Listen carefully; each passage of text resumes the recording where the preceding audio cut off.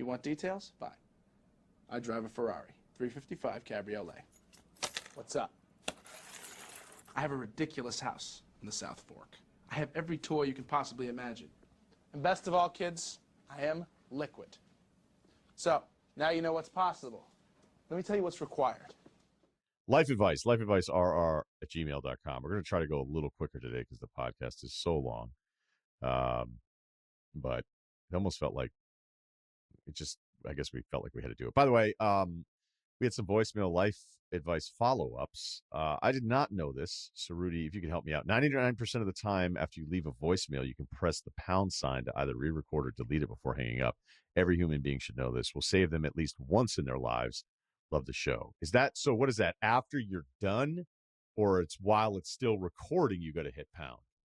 I think the problem is, I wonder if this guy reached his limit. Like, there has to be a voicemail limit, right? So at that point, I don't know if you could redo it. I do know that is a thing. Like, you can, hit pound to re-record or whatever. But he might have just not even noticed, and it was so long that it was just like, fuck it, send. And that's it. Like, I don't know. Yeah, that's what I'm wondering. Or if he just hung it up first, because at first you're freaking out because you just had sex and the phone is on, and then it's like 8 minutes in, and then you don't think like, okay, let me be totally calm about this, even though I don't know exactly what happened. Like, your first instinct would almost always be to hang up.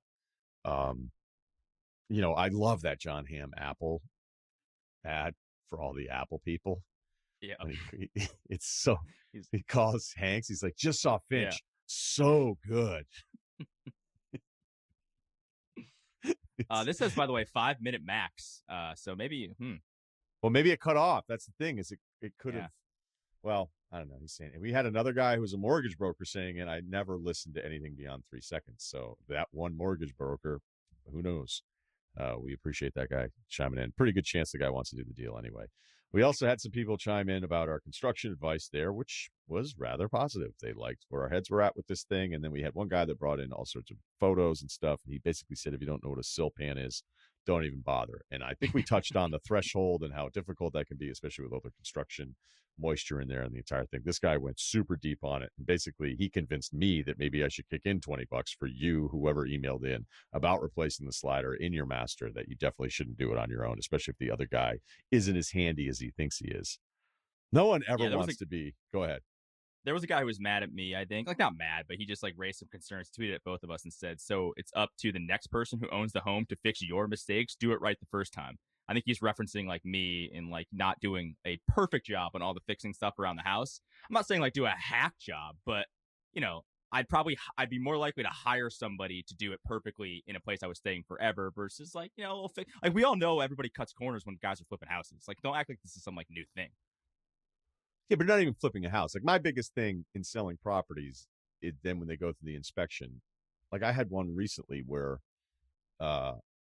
they didn't know how to use the windows. They weren't just straight up and down. You'd actually pull them out and you could clean them better that way, but they didn't realize that. So they were like, oh, windows are broken. It's $1,100 to replace those. So I was like, they're definitely not broken. The house is 3 years old. And so that I went and I took videos of me showing how the windows open and then how you put them back. And so then they went back and did another inspection. They tried to figure out how to do the windows. And instead of not knowing how to do it, they kept slamming it into the fucking trim work. And then they mashed up one whole side of the middle part of the trim work on 2 windows to the outside. So then I get a notice being okay, the windows do work, but the trim work is damaged. So we're going to take that out of it. And I go, you're the ones who just fucking did it. And I took a video, and clearly on my video, the trim work isn't destroyed.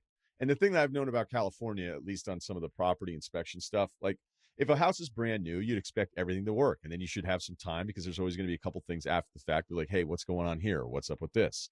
For instance, I don't know who designed my master closet, but he didn't allow for clothes to hang and then the drawers to be opened. So it's pretty stupid that I can't open my drawers in the master closet because there's clothes that are in the way, or I could try to figure it out on my own. So I'm going to have to do it at some point or whatever, but that's kind of a jammed up situation. But on older houses, when you're buying them, when I sold the place in Connecticut, it was, the place had been around for 8 years, right? It was nice. It was okay. I mean, it wasn't anything fancy remotely, but there were going to be a couple things that weren't going to be perfect with it. The house has been there for 8 years. And then at the end, they were like, can we get a credit for one of the screens that's missing? It's just like, whatever. California's way worse. They come after you, they agree on a price, and they come up with this hit list of things that they're never going to actually do, trying to get back like 10 grand from you. So That's exactly what it is. Ask for 20 right. grand, get 10. Yeah, right. But like the Connecticut one was so cheap at the end. It's like, is there any way we can get 200 for this missing screen? I go, what are we, what? Come on. I'm a single guy. I don't know where my screens are. What are you asking? All right. Speaking of families, let's get to one here. 6'6", 230. You, 28 years old. Yep. Haven't lived much since college. Sounds like you don't need to, brother. But described by others as having grown man strength. My wife and I recently had a baby. Congrats. And we were ready to take our first family trip together, my brother's wedding. We were flying from California to Florida, then driving to a city where the wedding is at. Our son is going to be 6 months old. I'm estimating a 14-hour travel day with a 1-hour layover and a 2-hour car ride. It's going to suck. Yes, it is.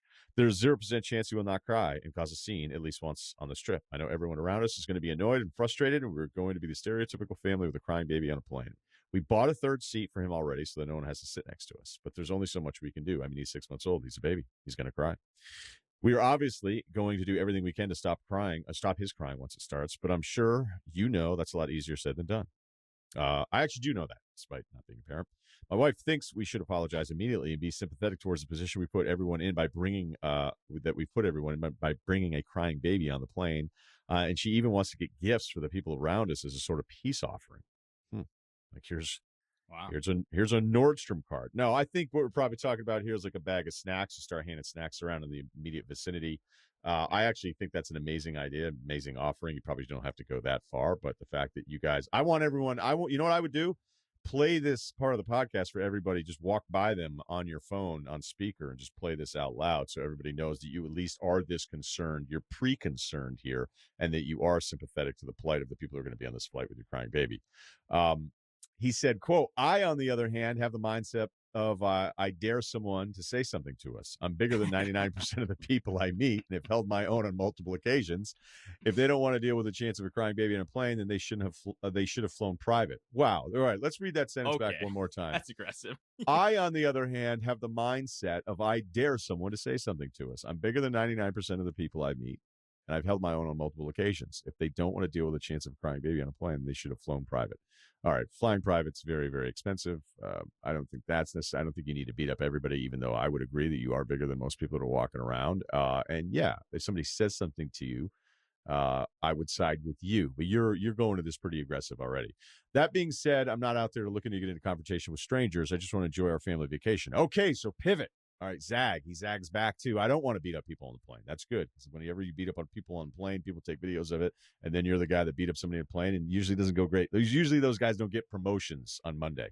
I know there's a middle ground somewhere. As someone who's flown a lot, I'm sure you've encountered a crying baby or two. So my question is this: what should our attitude be toward our fellow passengers? I think you've already done the biggest thing you could do is you bought the third seat. All right. Mm-hmm. I think people. It sucks. Like if a baby's going to cry the entire time, but like anybody that says something about it, it's a baby. Okay. It is a baby. And despite, again, not being a parent, but as the oldest of 5, I've taken care of kids for a good chunk of like the first half of my life. That's what I was doing most of the time. All right. Weekends, at night, summer, that deal. I mean, we actually like would, for the first few years, me being the oldest, I would babysit everybody. And then once I could get the fuck out of the house, my poor sister, who was next up, got stuck like for years having to take care of everybody else, which sucks. All right. So when I had a friend come over one time and my youngest was crying, he was like, dude, can you just say something to him? I'm like, yeah, let me just, you know what? We're going to dial up a Zoom in 15 and see if he and I can't get to the core of what is crying issues. We all understand with babies, like we are tenants in their world. That's the way it works. So if somebody's is big enough of an asshole, like, yes, it's annoying, but when you see the person turn and look at the crying baby situation and go, it's a long flight. That guy's an asshole. So there's, I think it's really up to everybody else that could be a lot cooler about it because kids are inevitably going to cry and none of us want it to happen, but there's nothing you can do about it. So the person that gets super mad, that's really more about them than it is someone else. You bought the third seat. If your wife wants to throw some snacks in a couple Ziploc bags and throw it to the immediate rows around you, that's incredible. It probably means, but like, there's only so much. You actually don't have to do all of these things because the person that actually really gets mad is probably somebody you want to deal with in the first place. And it would probably be somebody who was like, hey, I didn't get a snack pack. That'd be the same type of mentality of those people. You bought the third seat. You've done enough here. And, it's a lot on like, hey, I'm sorry, my baby's crying. And I would think most people, although I've seen crazy shit like all of you on planes, I think most people get that. And I'm sick of worrying about the 5% of people that always seem to fuck up everything for the rest of us. No, that's the perfect last line because my wife and I, when we were coming back from our honeymoon in Hawaii, we did direct to New York. So it was like an 11-hour flight. And there was a baby in the front of the plane. And I'm not even joking when I tell you like the last 3 straight hours were just this baby screaming bloody murder. And at no point, and I don't have the best patience in the world. Like things do annoy me, but I wasn't like mad at the baby or the parents. I honestly more felt bad for the parents. Like I was almost embarrassed for them. I didn't want to fight them. And so I think you're fine. I told my wife at that point, maybe I'm a dick for saying this, but like I really don't like when we eventually have a kid, I don't really want to fly with a kid. I don't know if that's like something I should say or whatever, but I just don't want to put myself in that position. You obviously have to in this scenario because you're going to visit family. But I think more people, like somebody's more likely to fight the guy that gets mad at the baby than he is to fight you for your baby crying, if that makes sense. So I wouldn't worry about it. The snack thing's a nice gesture, maybe like some $5 Starbucks gift cards. That's cool to everybody around you, but you've done everything you can. And there's really, I don't know, man. It's probably in your head more than there's going to be people on the plane. Yeah, right. I would. Look, you're going to your brother's wedding. You got to fly with a baby. I mean, the people are like, "Oh, maybe you shouldn't fly with a baby." It's like, yeah, we could have walked. Right, good call. Yep. It's just like the closest person of my family to me that's getting married, and yeah, we're not going to go because you're bummed out. There's really not much you're going to be able to do with a guy who's sitting there reading his Gladwell that he just picked up. He's like, "Oh, a tipping point. I got it at the airport." Like, sorry, the fucking tipping point isn't going as smoothly because my kid's crying the entire time. All right, we got one more. Over 40 B-ball league, age and liars. 41, 6'5", 250. Huge pod today. Big guys left and right. Played D2 ball over 20 years ago. Kind of a response to pick up ball, worse guys. So I was asked by a high school buddy to play on this 40 and over league team. 10-game league once a week. Little background. Hadn't played in a year, so it took about 2 or 3 weeks to get somewhat comfortable with my play. There's 6 teams, and 2 teams were clearly better than the rest of us. Ours was not one of them. However, these 2 teams had their best players that were clearly under 40 by a good amount. I am the best player who's actually over 40 by far, but these dudes are around 30 to 34 and played D1. See, that sucks. Yeah. I mean, here's the deal. Like, if you're good enough to still play with these guys and you're over 40, that's incredible. But, again, if I were younger and I just wanted to run, I would not give a shit. But I also noticed when I was younger, and now it makes more sense because it's starting to happen to me a little bit. When I was younger and, just doing whatever I wanted to do with older guys, they just look at you like, you're a fucking asshole, man. Like, no way. You're way better than us at 28 and we're 45 and you just want to get shots up. Sweet. Oh, hey, you crossed up my grandfather, stared at him. Yeah, this guy's got 2 knee braces on. Yeah, like, right. It doesn't have any cartilage in the left one, and you're like dunking over dudes. Like, settle down. All right. So he said these guys are ranging from 6 foot to 6'3", very athletic and skilled. But my beef is not with their age or skill. It's their attitude. It's their attitude when playing these games. They would destroy teams like 75 to 34 and only 34 because they also fucked around when it's 36-4, when they let the guys who are actually older and over 40 organizers of the team into the game to play it out. Think birdie from above the rim. So they had the organizers set these rosters up, which you're saying for this specific team, and then the old guys would come in. Why would they even want that? Like, just have a 40 team that barely goes 500 or gets there. I've never quite understood in these leagues where it's like, man, we fucking won. This is amazing. Like we won the Glastonbury pickup men's D division. People got to feel that rush, dude. All right. And again, I've played in some stuff where it's cool when you win it, but I'll tell you right now, it's never changed my life much winning men's rec league championships. Hang the banners in your believe house. Believe it or not, nothing. I cannot point to any momentous change in my life, good or bad, that was ever revolving around a timeline of when we won a softball league or a men's league basketball thing. Softball is actually the worst. The dudes who take softball, there were some guys at ESPN that took it way too seriously. It ruined their day.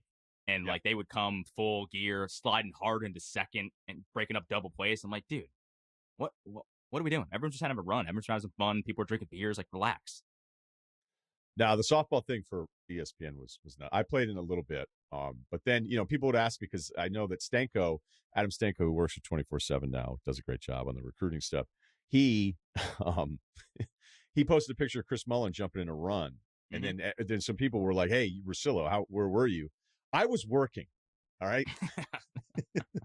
So whenever there were the leagues, like if you got to a certain point with your job, unless you were doing nights, which isn't as much people working it, like those leagues, like the pickup games that you would talk about, Cerruti, those are when most of us were working. So that lunch hoops that was going on, I could never play in that for the first 3 years. Maybe I could have, but I was still living in Boston. I played in the softball thing sporadically when I'd be staying down in a hotel and I would grab it. But I also had my serious softball phase when I was in Vermont. Prior to that, and actually as a dick move, I did play in an older league and a younger guy. The difference is that the bar that I worked at was the sponsor for the team. So they were like, "Hey, do you want this guy?" And then they were like, "Wait, who the fuck is this guy?" Like, wait, how old is he? And then they were like, "No, he's a bartender." And nobody realized I just left school like recently. So I don't know if I looked older or whatever. Shout out to me. Okay, all right. So back to this. He's mad. We got scores at 36-4. He goes, so my team played these guys. We lost by 15. I had 30 points, but didn't do mad with how close it was because it was minimal trash talk. However, the second go around, these guys begin to talk trash to me up by 30. They would complain to refs about fouls when I would get mauled. But I'm so big, I take it rather than give ref shit, who's a volunteer, about missing fouls. So last game of playoffs, we're losing by 1, and one of these guys fouled me hard, and the ref called it, and then the guy complains and calls me a pussy. So knowing I would not be playing in this league again, I punched the guy in the face. Blood everywhere. Bench is clear as I stand there with my hands up and smile on my face. Hands up? Yeah, I didn't do anything. We're good. Hands up like, what's up now? Or hands up? No, I think hands up like, I'm not trying to fight, dude, after you just punched this guy in the face. After you just cracked his skull open? Everything settles down. I'm sure it didn't settle down on their end. And our team is disqualified, and I'm asked to leave. Obviously, I handled that situation wrong. However, many of the players, many of the players from other teams shook my hand and gave me high fives as I was leaving the gym. Just curious of any other direction y'all would have taken here, given your experience to pick up ball. I don't have a problem with it. All right, that's the end of the podcast. Life advice, rr@gmail.com. I hope you enjoyed the QB stuff from today. We are back. Simmons and I on Sundays. Sunday NBA pod. So yes, Tuesday, Thursdays, Russillo podcast. We're going to have Dirk on next week. We got some history books in the backlogs. A lot of good stuff. As always, thank you as always for listening to this podcast and listening for this long. Please subscribe. Thanks to Cerruti and Stefan as well for your work today. Talk to you guys next week.